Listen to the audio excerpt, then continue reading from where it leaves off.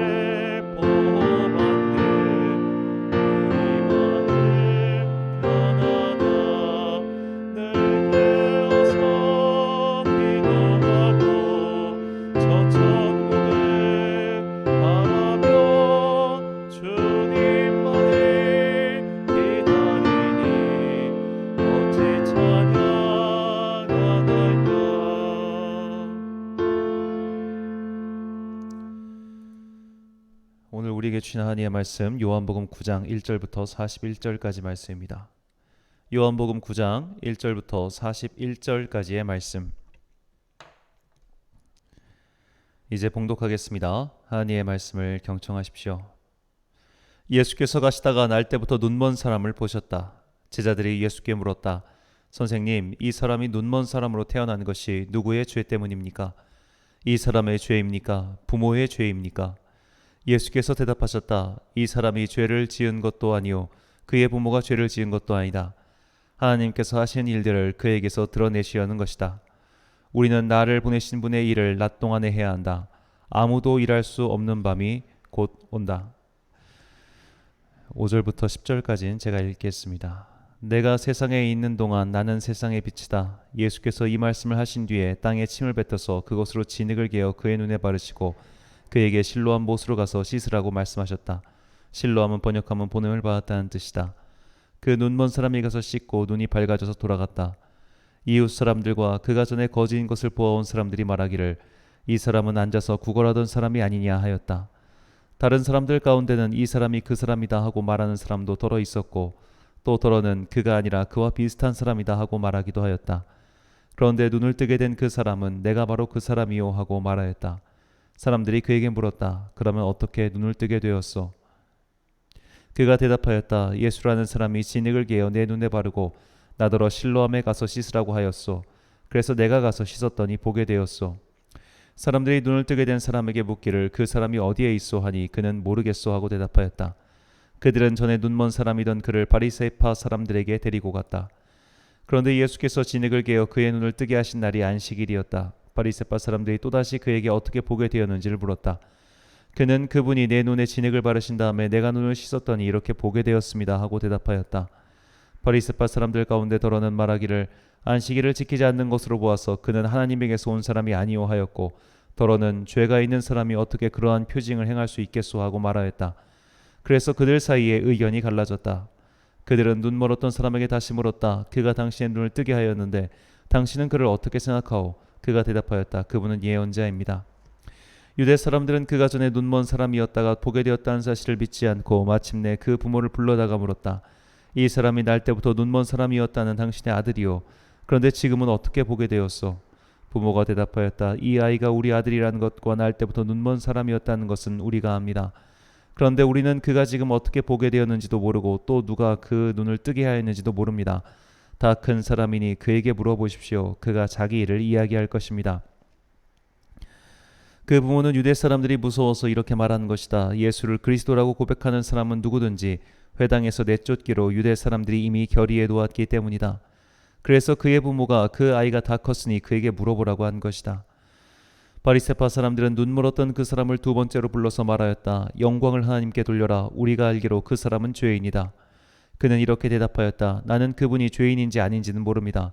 다만 한 가지 내가 아는 것은 내가 눈이 멀었다가 지금은 보게 되었다는 것입니다. 그래서 그들이 그에게 물었다. 그 사람이 내게 한 일이 무엇이냐? 그가 내 눈을 어떻게 뜨게 하였느냐? 그는 대답하였다. 그것은 내가 이미 여러분에게 말하였는데 여러분은 고지 듣지 않았습니다. 그러면서 어찌하여 다시 들으려고 합니까? 여러분도 그분의 제자가 되려고 합니까? 그러자 그들은 그에게 욕설을 퍼붓고 말하였다. 너는 그 사람의 제자이지만 우리는 모세의 제자이다. 우리는 하나님께서 모세에게 말씀하셨다는 것을 알고 있다. 그러나 그 사람은 어디서 왔는지 우리는 알지 못한다. 그가 그들에게 대답하였다. 그분이 내 눈을 뜨게 해주셨는데도 여러분은 그분이 어디에서 왔는지 모른다니 참 이상한 일입니다. 하나님께서는 죄인들의 말을 듣지 않으시지만 하나님을 공경하고 그의 뜻을 행하는 사람의 말은 들어주시는 줄을 우리는 압니다. 나면서부터 눈먼 사람이 눈을 누가 뜨게 하였다는 말은 창세로부터 이제까지 들어본 적이 없습니다. 그가 하나님께로부터 오신 분이 아니라면 아무 일도 하지 못하셨을 겁니다. 그들은 그에게 말하였다. 내가 완전히 죄 가운데서 태어났는데도 우리를 가르치려고 하느냐? 그리고 그들은 그를 바깥으로 내쫓았다. 바리새파 사람들이 그 사람을 내쫓았다는 말을 예수께서 들으시고 그를 만나서 물으셨다. 내가 인자를 믿느냐? 그가 대답하였다. 선생님, 그분이 어느 분입니까? 내가 그분을 믿겠습니다. 예수께서 그에게 말씀하셨다. 너는 이미 그를 보았다. 너와 말하고 있는 사람이 바로 그이다. 그는 주님, 내가 믿습니다 하고 말하고서 예수께 엎드려 절하였다. 예수께서 또 말씀하셨다. 나는 이 세상을 심판하러 왔다. 못 보는 사람은 보게 하고 보는 사람은 못 보게 하려는 것이다. 예수와 함께 있던 바리새파 사람들이 이 말씀을 듣고 나서 말하였다. 우리도 눈먼 사람이란 말이요. 예수께서 그들에게 말씀하셨다. 너희가 눈이 먼 사람들이라면 도리어 죄가 없을 것이다. 그러나 너희가 지금 본다고 말하니 너희의 죄가 그대로 남아 있다.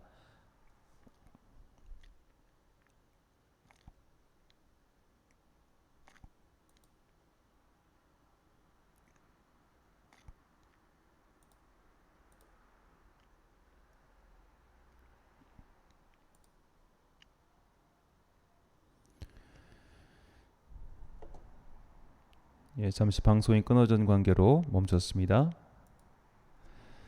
쉽게 남을 정죄하는 자들에게란 제목으로 하나님의 말씀 선포하겠습니다. 남다른 재능을 갖고 태어나는 이들이 있습니다. 저 같은 평범한 사람은 감히 범접할 수 없는 특별한 재능을 가진 이들이죠. 특히 예체능 계열에서는 이런 이들이 종종 등장하곤 합니다. 유명한 천재 연주가이며 작곡자인 모차르트는 어릴 때부터 남다른 재능을 발휘했습니다. 체육인들도 마찬가지죠. 아예 태어날 때부터 근골격이 남다른 이들이 분명히 있습니다. 지금 메이저리그에서 가장 유명한 선수는 일본의 오타니 쇼헤이입니다. 그는 투타 겸업이라는 전무후무한 일을 이뤄내고 있죠. 이것은 단순히 노력만으로 가능한 영역이 아닙니다. 야구인들은 말하길 시속 150km 이상의 공을 던지는 것은 훈련만으로는 가능하지 않고 거의 타고난 재능이라고 말을 합니다. 어릴 때부터 음악 연주에 소질을 보이는 자, 어릴 적부터 신체 능력이 남다른 자, 그런 사람들이 우리 주변에는 분명히 존재합니다. 이 종교의 영역도 그렇습니다. 종교의 영역에도 분명히 타고난 재능이 있는 자들이 있습니다. 특히 자신의 욕망을 통제하는 탁월하거나 혹은 욕망 그 자체가 적은 자들은 종교 영역에서 특별한 달란트를 가진 자들입니다. 어떤 분들은 언어의 재능이 탁월하여 성경을 비교 연구하는데 특별한 업적을 남기는 분들이 있습니다. 어떤 분들은 성적 욕망 자체가 크지 않아서 이성의 유혹을 크게 느끼지 않는 분들도 있습니다. 이런 것들도 일종의 타고난 재능이라고 할 수 있습니다.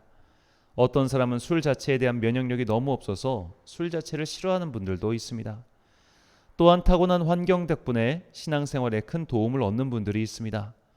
부모가 신앙생활을 열심히 하는 분의 자제라면 다른 이들에 비해 신앙생활하기가 너무나 용이하죠. 경제적으로 넉넉한 가정에서 태어난 자녀라면 특히 전문 종교인으로 살기에 큰 도움을 얻을 수 있습니다. 그래서 기독교 역사에서 큰 족적을 남기신 분들 중 귀족층의 자녀나 부유한 가정의 자녀로 태어나신 분들이 적지 않지요. 이런 모든 내적, 외적 재능은 내가 노력해서 얻은 것이 아닌 하나님께서 그에게 베풀어 주신 특별한 은총입니다.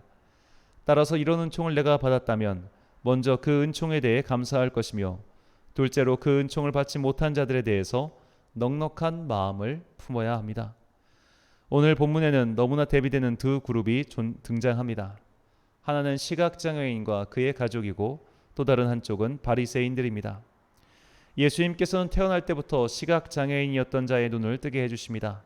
이것 자체는 다른 복음서에도 나오는 사건이지만 요한복음은 여기에 두 가지 배경을 더 소개합니다. 본문 14절과 18절 말씀입니다. 예수께서 진흙을 이겨 누구를 뜨게 하신 날은 안식일이라. 18절 유대인들이 그가 맹인으로 있다가 보게 되는 것을 믿지 아니하고 그 부모를 불러 묻되. 예수님께서 시각장애인을 고쳐주신 날은 안식일입니다. 그리고 그 시각장애인은 부모와 함께 살고 있었습니다. 이 두 가지를 종합해 보면 우리는 시각장애인의 환경을 좀 더 입체적으로 그려볼 수 있습니다. 바리새인의 율법 해석에 따르면 안식일에는 온갖 노동이 금지됩니다. 그리고 그 시각장애인은 부모와 함께 살고 있으면서 그 노동을 해야 하는 사람이었던 것이죠. 안식일에는 그들은 말하기를 음식을 만드는 일이나 가정일을 하는 것조차 금지했습니다. 허용되는 것이 기껏해야 가축을 기르는 이들이 가축에게 먹을 것을 주는 정도로 한정할 뿐이었습니다. 그 가축을 데리고 밖으로 나가서는 안 되고 우리에 있는 가축에 먹이를 주는 것까지는 인정이 된다 이 말입니다. 그런데 시각장애인은 지금 안식일에 나가서 구걸을 하고 있었죠.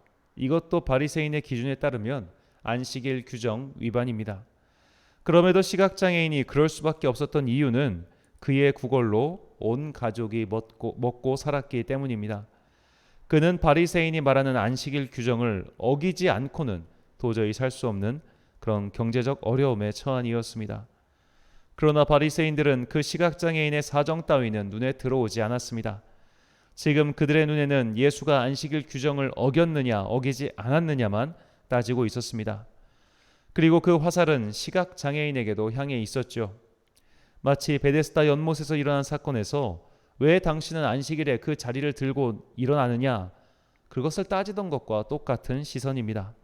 바로 정죄의 시선이죠. 바리새인들이 이 시각장애인을 어떤 시선으로 보고 있었는지 본문은 확실히 밝혀줍니다. 본문 34절입니다. 그들이 대답하여 이르되 내가 온전히 죄 가운데서 나서 우리를 가르치느냐 하고 이에 쫓아내서 보내니라. 바리새인은 그가 죄 때문에 시각장애인이 되었다고 생각합니다.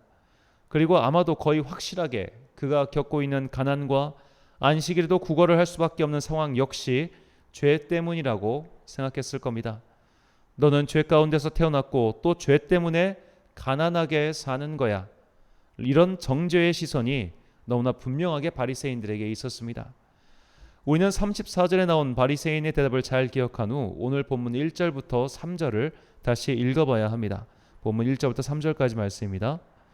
예수께서 길을 가실 때에 날 때부터 맹인된 사람을 보신지라. 제자들이 물어 이르되 랍비여 이 사람이 맹인으로 난 것이 누구의 죄로 인함이니이까 자기니이까 그의 부모니이까. 예수께서 대답하시되 이 사람이나 그의 부모의 죄로 인한 것이 아니라 그에게서 하나님이 하시는 일을 나타내고자 하심이라. 아멘. 제자들은 이 사람이 시각장애를 갖고 태어난 것이 누구의 죄 때문인지 묻습니다.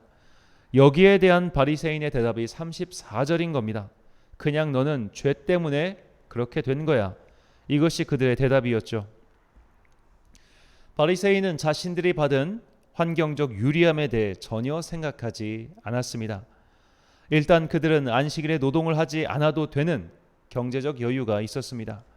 이게 얼마나 감사할 제목인지 그들은 생각하지 않았고 안식일에 일할 수밖에 없는 이들을 대놓고 정죄했습니다. 이런 바리새인들의 정죄를 받은 대표적인 직업군이 바로 목동들이었습니다. 목동들은 당연히 안식일에도 일할 수밖에 없었죠. 양이나 염소와 같은 가축들이 안식일이라고 해서 가만히 앉아서 먹이를 거를 리가 없으니까요. 오늘날 사회 필수 인력들이 주일 성수를 제대로 할 수 없는 것과 거의 비슷한 이유라고 볼 수 있겠습니다. 그런데도 바리새인들은 그런 그들의 특수한 상황을 전혀 고려하지 않고 일괄적으로 정죄했습니다. 타인의 상황을 고려하지 않고 쉽게 판단하고 정죄하는 바리새인의 모습이 오늘날 우리의 모습은 아닌지 진심으로 돌아보고 반성해야 합니다. 종교적 재능을 타고난 이들이 있습니다. 신앙생활을 열심히 할 수 있도록 환경을 제공받은 이들도 있습니다. 그런데 이런 분들 중 종종 다른 일을 너무나 쉽게 정죄하는 것을 보곤 합니다. 누군가를 쉽게 정죄한다는 것은 결국 내가 죄인이라는 것과 그리스도의 은혜로 값없이 구원받았다는 것을 모른다는 증거입니다.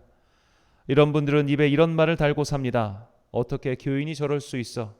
어떻게 직분자가 저럴 수 있어? 라고 말이죠. 교인도 그럴 수 있습니다. 직분자도 그럴 수 있습니다. 그는 나와 다르고 그에게는 그만의 사정이 있기 마련입니다. 내가 이것이 가능하니 남도 가능해야지 라고 말하는 것은 일방적인 폭력에 불과합니다. 이것은 마치 공부 잘하는 사람이 공부 못하는 사람을 이해하지 못하는 것과 똑같습니다. 공부 잘하는 건 역시 타고난 의지와 머리 때문인 것을 잊어서는 안 되죠. 거저받은 재능이고 저들은 그 거저받은 재능이 부족할 뿐입니다. 나에게 가능한 것을 남에게도 일방적으로 요구하는 것은 그 어떤 것이든 폭력에 불과합니다. 공부 잘하는 부모가 공부 못하는 자녀에게 너는 왜 그 모양 그 꼴이냐 라고 비난한다면 얼마나 가슴 아픈 일입니까? 인류 선수 출신이 인류 감독이나 코치가 되지 못하는 이 경우가 이럴 때입니다. 왜 저걸 못하지? 라는 생각이 있어서 남을 잘 가르치지 못한다고 하네요. 그 유명한 축구 선수인 차범근 감독이 처음 감독할 때 이랬다고 합니다. 왜 내가 말하는 걸 못하는지 이해를 못했다고 합니다. 천재는 범죄를 이해할 수 없는 법이죠. 사도 바울은 교회 안에서 이런 일이 벌어질 가능성이 높다는 것을 알고 있었습니다. 그래서 교회의 감독, 오늘날 담임 목사 같은 지도자를 뽑을 때 다음과 같은 기준을 제시합니다. 디모데전서 3장 6절 말씀입니다. 새로 입교한 자도 말지니 교만하여져서 마귀를 정죄하는 그 정죄에 빠질까 하며, 사람에 대한 이해, 다른 이에 대한 긍휼과 자비의 마음이 없는 자는 쉽게 교만해져서 다른 이를 정죄할 수 있습니다. 오늘날에도 교회 안에서 남을 정죄하고 교인들 사이에 분란을 일으키는 이들은 거의 모두가 열정이 충만한 이들입니다. 나는 이렇게 열심히 하는데 저들은 왜 이렇게 하지 못하지? 라는 생각이 들어가는 순간 마귀를 정죄하는 그 정죄의 함정에 빠지게 됩니다. 우리는 예수님의 말씀을 귀담아 들어야 합니다. 마태복음 12장 7절 말씀입니다. 나는 자비를 원하고 제사를 원하지 아니하노라 하신 뜻을 너희가 알았더라면 무죄한 자를 정죄하지 아니하였으리라. 아멘. 사랑하는 천안광성교회 성도 여러분, 그리고 이 새벽을 함께 깨우고 계신 귀한 주님의 자녀 여러분, 우리는 타인의 인생을 다 알 수 없습니다. 그러니 함부로 남을 판단하거나 정죄하지 마십시오. 결코 그러지 마십시오. 그것은 내가 마귀의 하수인이 되는 지름길이나 다름없습니다. 아무리 열정이 많고 힘을 내어 주님의 일을 한다고 외치고 다녀도 마지막 날에 주님 앞에서 부인당하면 그것이 무슨 소용이 있겠습니까? 내가 받은 은혜를 깨닫고 감사하는 자는 쉽사리 남을 정죄할 수 없습니다. 나 또한 본질적으로 저등과 하등 다를 것이 없음을 알고 있기 때문이죠. 잘나서 구원받은 게 아니라 은혜로 구원받았고 은혜로 값없이 하나님의 자녀가 된 우리들입니다. 그러니 다른 일을 판단하거나 정죄하지 마십시오. 그의 상황을 다 알지도 못하면서 함부로 손가락질하거나 뒷담화를 하지 마십시오. 만약 하나님께서 그의 편을 들어주신다면 정죄하는 그 손가락이 과연 어디로 향하겠습니까? 잘나서 정작 자기 자신을 보지 못했던 영적 맹인이었던 바리새인과 같은 이가 되지 마시고 주님의 은혜로 영안이 떠져 먼저 자신의 죄부터 깨닫고 은혜에 감사하며 살아가는 여러분과 제가 되시길 간절히 축원합니다. 기도하겠습니다.